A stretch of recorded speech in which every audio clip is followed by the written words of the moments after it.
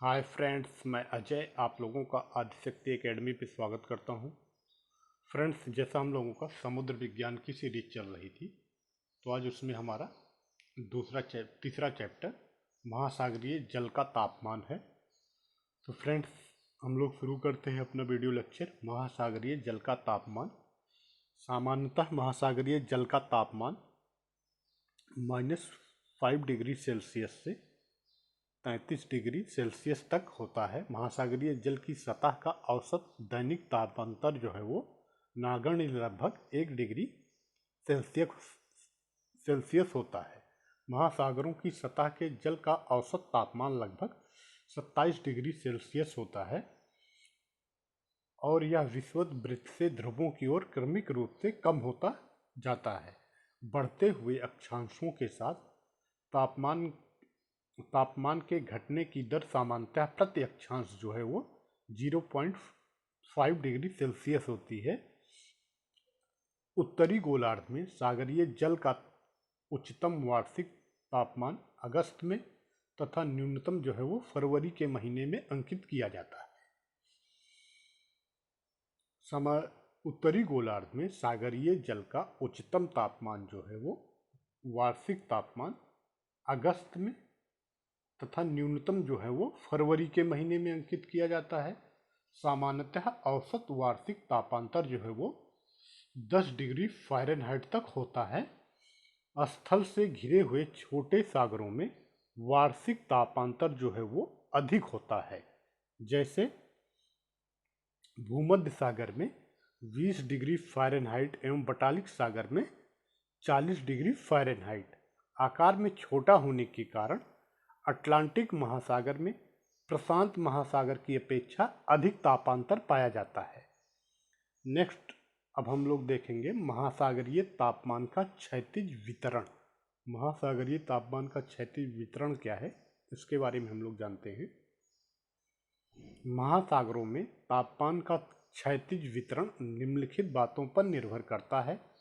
विषुवत रेखा से दूर जाने पर तापमान कम होता जाता है, जैसे फर्स्ट 0 डिग्री अक्षांश पे तापमान जो है वो समुद्रीय जल का 26 डिग्री सेल्सियस से 80 फ़ारेनहाइट होता है और 20 डिग्री अक्षांश पर 23 डिग्री सेल्सियस या 73 डिग्री फ़ारेनहाइट होता है और 40 डिग्री अक्षांश पर 14 डिग्री सेल्सियस या 57 फ़ारेनहाइट होता है और 60 डिग्री अक्षांश पे ये 1 डिग्री सेल्सियस या 34 डिग्री फ़ारेनहाइट होता है। 20 डिग्री उत्तरी एवं दक्षिणी अक्षांश के बीच तथा 50 डिग्री दक्षिणी अक्षांश वृत्त से दक्षिण में तापांतर लगभग जो है वो 5.5 डिग्री सेल्सियस होता है। तापांतर की सर्वाधिक मात्रा जो है वो उत्तर पश्चिम अटलांटिक में न्यू फाउंडलैंड के समीप लगभग 20 डिग्री सेल्सियस तथा उत्तरी पश्चिमी प्रशांत महासागर के व्लादिवोस्टक के समीप 25 डिग्री सेल्सियस होती है। सर्वाधिक तापमान जो है वो घिरे हुए उष्णकटिबंधीय सागरों में होता है, जैसे लाल सागर में जल का अधिकतम तापमान जो है वो 38 डिग्री सेल्सियस तक अंकित किया गया है। हालांकि ग्रीष्म ऋतु का औसत तापमान जो है वो 29 डिग्री सेल्सियस होता है।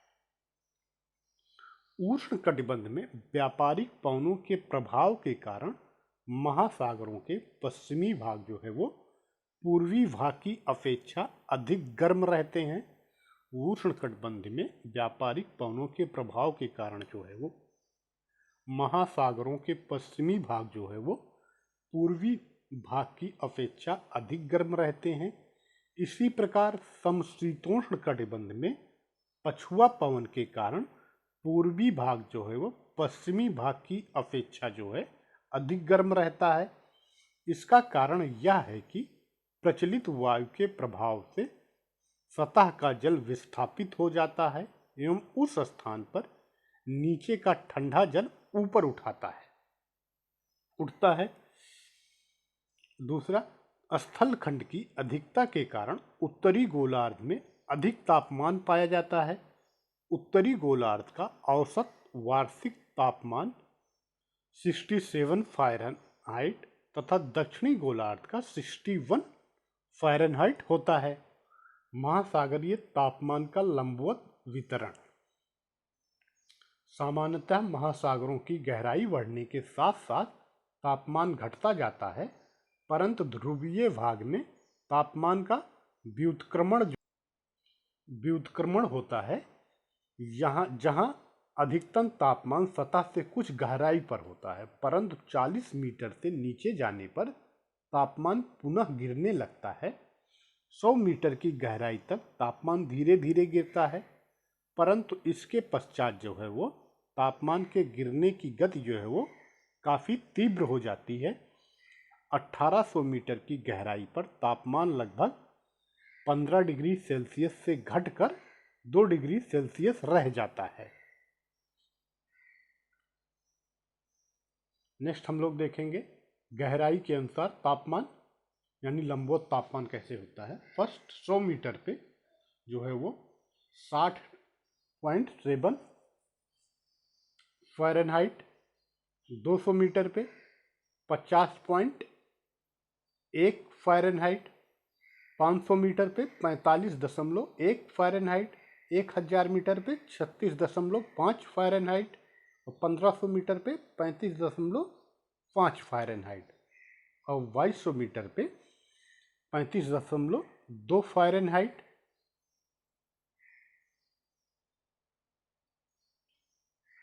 और मीटर में अगर देखा जाए तो 200 मीटर की गहराई पर तापमान जो है वो सेल्सियस में 15.9 और 400 मीटर पे तापमान जो है वो 10 डिग्री सेल्सियस, 1000 मीटर पे 4.5 डिग्री सेल्सियस, 2000 मीटर पे 2.3 डिग्री सेल्सियस, 3000 मीटर पे 1.8 डिग्री सेल्सियस, 4000 मीटर पे 1.7। ये तापमान के गिरने की दर होती है यदि महासागरीय सतह का तापमान भूमध्य रेखा से ध्रुवों की ओर कम होता जाता है। यद्यपि महासागरीय सतह का तापमान जो है वो भूमध्य रेखा से ध्रुवों की ओर कम होता जाता है, परंतु सागर नितल का तापमान जो है वो भूमध्य रेखा से ध्रुवों तक एक समान बना रहता है। इस प्रकार भूमध्य रेखा पर गहराई के साथ तापमान में गिरावट तीव्र गति से होती है, जबकि ध्रुवों की ओर घटने की दर जो है वो कम हो जाती है। तो यह हमारा तापमान का क्षैतिज वितरण और लंबवत वितरण है। नेक्स्ट अब हम लोग जो है वो लवणता के बारे में पढ़ते हैं। सागरीय लवणता क्या होती है।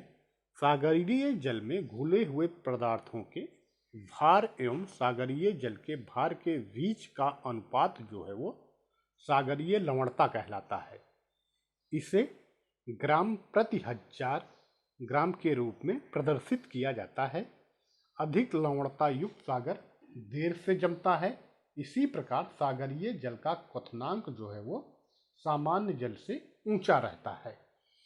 सामान्यतः 1000 ग्राम जल में जितना ग्राम घुला हुआ लवण पाया जाता है उसे उस समुद्री जल की लवणता कहा जाता है।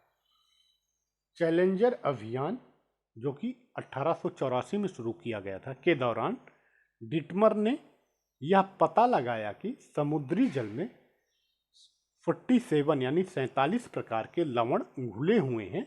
इनमें निम्नलिखित जो है वो महत्वपूर्ण है। फर्स्ट है क्लोरीन। क्लोरीन की मात्रा जो है वो 18.57।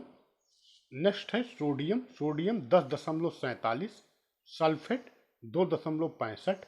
Magnesium 1.28। Calcium 0.41। Potassium 0.38। Bicarbonate 0.14। Bromine 0.06। Borate 0.02। Strontium जो है 0.01।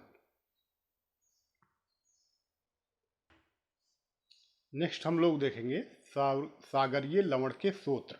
समुद्र में सागरीय लवण के स्रोत क्या हैं? तो फर्स्ट है सागरीय क्रस्ट में सागरीय जल एवं स्थल खंड में वर्षा जल द्वारा घुलन क्रिया के फलस्वरूप लवण की प्राप्ति होती है।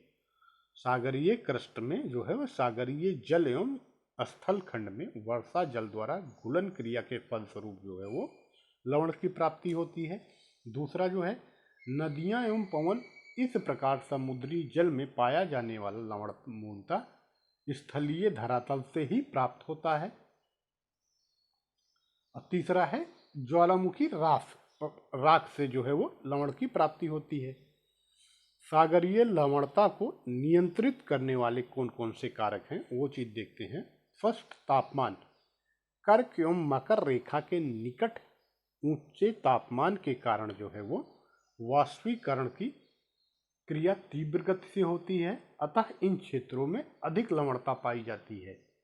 कर्क एवं मकर रेखा के निकट जो है ऊंचे तापमान के कारण जो है वाष्पीकरण की प्रक्रिया तीव्र गति से होती है, अतः इन क्षेत्रों में सागरों में अधिक लवणता पाई जाती है।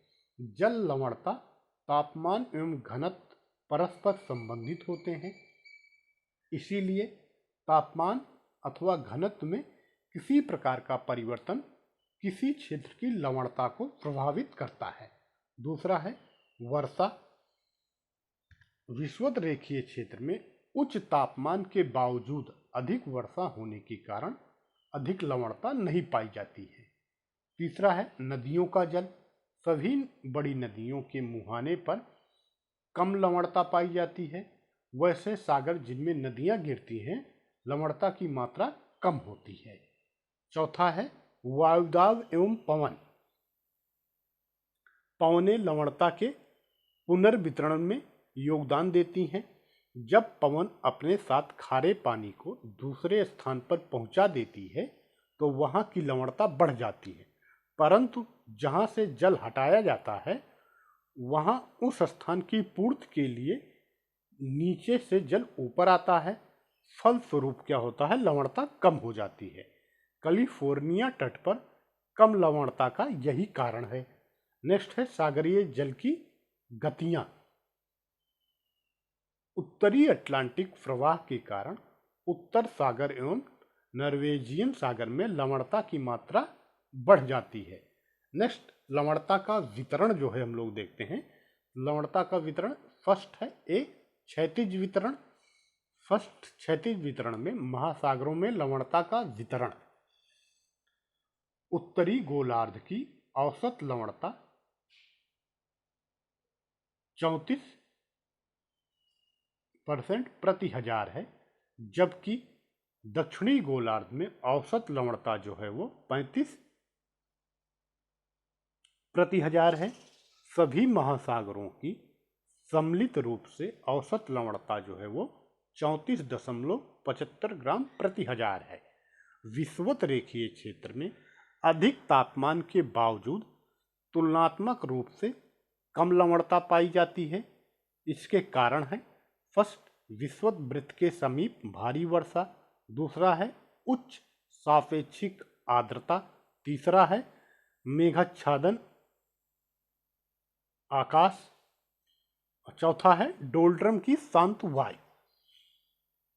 नेक्स्ट है महासागरों में सर्वाधिक लवणता जो है वो 20 डिग्री से 40 डिग्री उत्तरी अक्षांश एवं 10 डिग्री से 30 डिग्री दक्षिणी अक्षांश के बीच पाई जाती है। इसका कारण यह है कि इस क्षेत्र में उच्च तापमान के कारण वाष्पीकरण की मात्रा अधिक होती है एवं वर्षा अपेक्षाकृत कम होती है। इस क्षेत्र में महासागरीय जल की लवणता जो है वो 36 प्रति हजार है। 40 डिग्री एवं 60 डिग्री अक्षांश के मध्य लवणता की मात्रा घटती है। यहाँ लवणता की मात्रा जो है वो 31 से 33 के बीच पाई जाती है। इसका मुख्य कारण यह है कि इस क्षेत्र में तापमान कम होने के कारण वाष्पीकरण जो है वो कम होता है। महासागरों में न्यूनतम लवणता 60 डिग्री अक्षांश से उत्तर एवं दक्षिण के क्षेत्रों में यानी ध्रुवीय एवं उपध्रुवीय क्षेत्रों में पाई जाती है।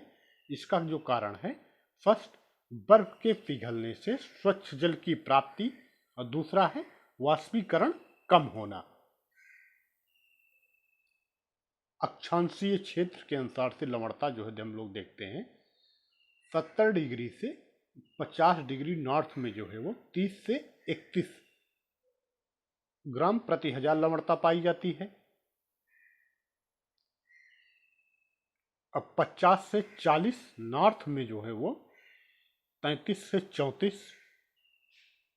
40 डिग्री से 15 डिग्री के बीच जो है 35 से 36 और 15 से 10 में जो है वो 34.5 से 35 और 10 डिग्री से 30 डिग्री तक वो है 35 से 36,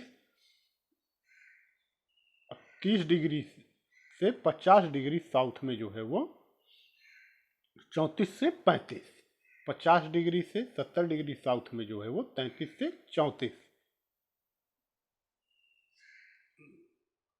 नेक्स्ट अब हम लोग देखें आंशिक रूप से घिरे हुए बंद सागरों में लवणता का वितरण। आंशिक रूप से घिरे हुए बंद सागरों में लवणता के वितरण पर अक्षांश का प्रभाव जो है वो नहीं पड़ता है। पृथ्वी पर सर्वाधिक लवणता सागरों एवं झीलों में पाई जाती है। जैसे लेक वन तुर्की जो है वहाँ पे 330 जो है वो प्रति हजार है लवणता। मृत सागर में 238 जो है प्रति हजार लवणता पाई जाती है। ग्रेट साल्ट लेक जो कि यूएसए में है 220 ग्राम जो है वो प्रति हजार लवणता है। इन सागरों एवं प्रति 1000 ग्राम लवणता। इन सागरों में एवं झीलों में अत्यधिक लवणता के 3 प्रमुख कारण हैं। यानी लेक वन जो हम लोगों ने पढ़ा, लेक वन तुर्की विश्व में सबसे अधिक लवणता जो है वो लेक वन में पाई जाती है। दूसरे नंबर पर मृत सागर है और तीसरे नंबर पर ग्रेट साल्ट लेक जो कि यूएसए में है। इन सागरों एवं झीलों में अत्यधिक लवणता के 3 प्रमुख कारण हैं। फर्स्ट है जल निकासी का अभाव, और द्वितीय है तीव्र वाष्पीकरण और तृतीय कारण जो है वो स्वच्छ जल की आपूर्ति न होना। हिंद महासागर की औसत लवणता जो है वो 35 है। बंगाल की खाड़ी में गंगा नदी जल के मिलने से लवणता की प्रवृत्ति कम पाई जाती है। इसके विपरीत अरब सागर की लवणता उच्च वाष्पीकरण एवं ताजे जल की कम प्राप्ति के कारण जो है वो अधिक है। आंशिक रूप से घिरे हुए सागरों को लवणता की दृष्टि से 3 वर्गों में विभाजित किया जाता है। फर्स्ट अधिक लवणता। इसके अंतर्गत उन सागरों को रखा जा सकता है जहां लवणता की मात्रा 35 से अधिक है। जैसे लाल सागर में लवणता क्या है 37 से 41। भूमध्य सागर में लवणता क्या है 37 से 39। फारस की खाड़ी 37 से 38। कैरेबियन सागर 35 से 36। वास जलडमरू मध्य में 35 से 5। कैलिफोर्निया खाड़ी में 35 से 35.5। मध्यम लवणता वाले में इस वर्ग में उन सागरों को रखा जाता है जहां की लवणता की मात्रा जो है वो 20 से 35 है। जैसे आर्कटिक सागर में 20 से 35 है। बेरिंग सागर में 28 से 33 है। ओखोस्टाक सागर में 30 से 32 है। जापान सागर में 30 से 34 है। चीन सागर में 25 से 35 है। अंडमान सागर में 30 से 32 है और उत्तर सागर में 31 से 35 है। नेक्स्ट तीसरा है हमारा न्यून लवणता जो है इसके अंतर्गत उन सागरों को रखा जाता है जिनमें लवणता की मात्रा 20 से भी कम है। जैसे बाल्टिक सागर में 3 से 15।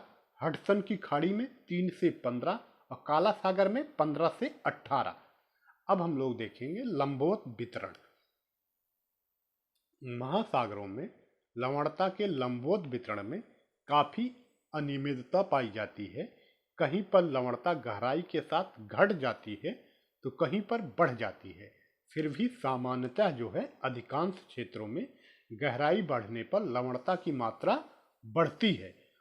उच्च अक्षांशों में गहराई बढ़ने पर लवणता बढ़ती है। मध्य अक्षांशों में लवणता 200 फैदम की गहराई तक बढ़ती है एवं इसके बाद गहराई के साथ जो है वो घटने लगती है। मध्य अक्षांश पर पहले जो है बढ़ती है, लेकिन जब अधिक गहराई यानी 200 फैदम के नीचे की गहराई के बाद जो है वो लवणता घटने लगती है। विषुवतीय क्षेत्र में वर्षा के कारण सतह के जल की लवणता जो है वो कम होती है। सतह के ठीक नीचे लवणता जो है अधिकतम होती है एवं उसके पश्चात गहराई के साथ लवणता जो है वो घटती जाती है, जिसका कारण है ध्रुवीय प्रदेश के जल का विषुवतीय क्षेत्र की ओर अधप्रवाह। तो फ्रेंड्स, आज का ये लेक्चर हमारा लवणता का यहीं पे समाप्त होता है। तो फ्रेंड्स, अगर ये वीडियो आप लोगों को अच्छा लगा हो तो please like, subscribe and share. Okay, thank you so much.